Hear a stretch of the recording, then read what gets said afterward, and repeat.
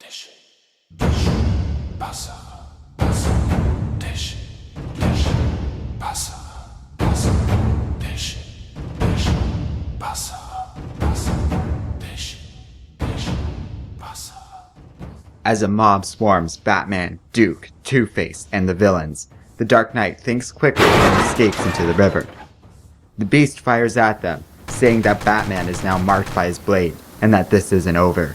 With no other choice, the three are forced to dive over a waterfall. Surviving the encounter, the trio make it to their goal. Meanwhile, back in Gotham, the police move in. Alfred protests, and Gordon has the butler taken out of the room. On his way out, Jim tells Alfred that Batman has one chance to stop this, or it all ends here tonight. 498 miles traveled. They've made it. They make their way inside, and Batman finds the cure. As he looks it over, he can't believe what he sees.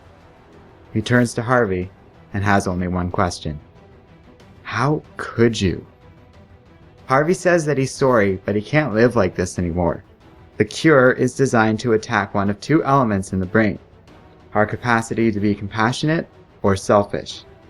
Whichever side is weaker dies, and the other becomes permanently intact.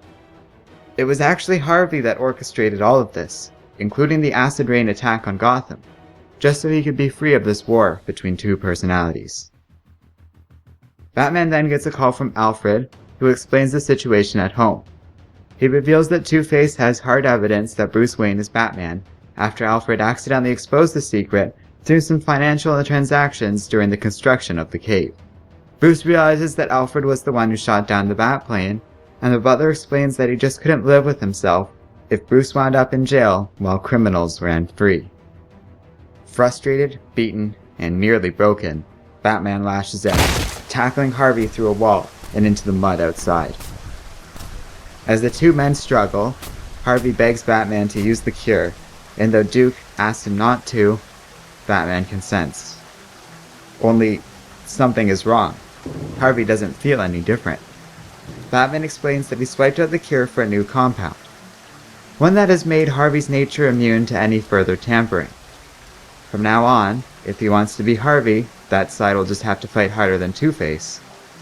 Just like the rest of us, it's now a battle between your light and your dark. Because this little trip taught Batman that people aren't bad or ugly, not inherently. They all have the same fight going on within them. But Batman believes that Harvey can win that fight, and he'll be at his side to help him. Always. The Beast appears and attacks Batman, but the mob of citizens are in close pursuit.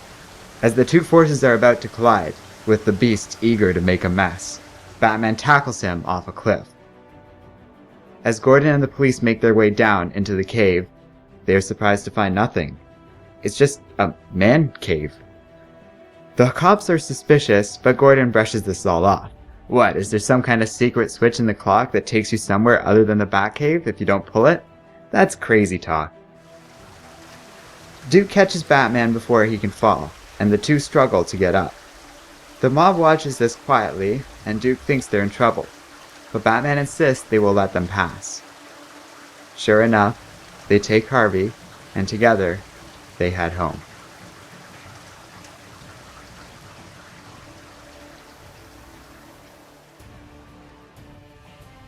Hello and welcome to Comic Island. My name is Arden, and this is my recap and review of All-Star Batman number 5. So, here's the thing. I do like this comic. It's well drawn, it has a lot of good payoff to a lot of the content set up throughout this story, and overall it's a pretty good read. On the other hand, there are aspects of this comic I'm just not the biggest fan of. Maybe it's because I'm coming off of Tom King's Batman, but I found this a bit lacking. Not anything all that deep, in my opinion, was covered here, and instead it feels pretty standard. It wasn't a bad story by any means, but it certainly wasn't an exceptional Batman comic either. Perhaps its biggest flaw is that it falls for the classic Snyder pacing problems. We spend a lot of time in this story arc setting up big things and complicated ideas only for everything to be resolved last minute. Scott Snyder does this a lot in his stories, but usually they offer enough to overlook this fact. Here, I felt it was a little more obvious, perhaps because it's a story a little below Snyder's average quality. Yet in spite of my problems, I did have fun. I really liked the premise and all that, and I think most of all I enjoy how roughshod it was of an experience for Batman. Even that feels like a bit of a trope though, as apparently Batman can literally survive everything and just keep going. So yeah, mixed feelings on the premiere story for All-Star Batman overall. It wasn't bad, but I'm not going to pretend it was a life-changing story either, or even a worthy comparison to some of Snyder's better Batman stories.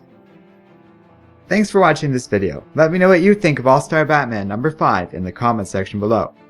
Also check out our Patreon page to see how you can get access to exclusive content and a say in the comics we review.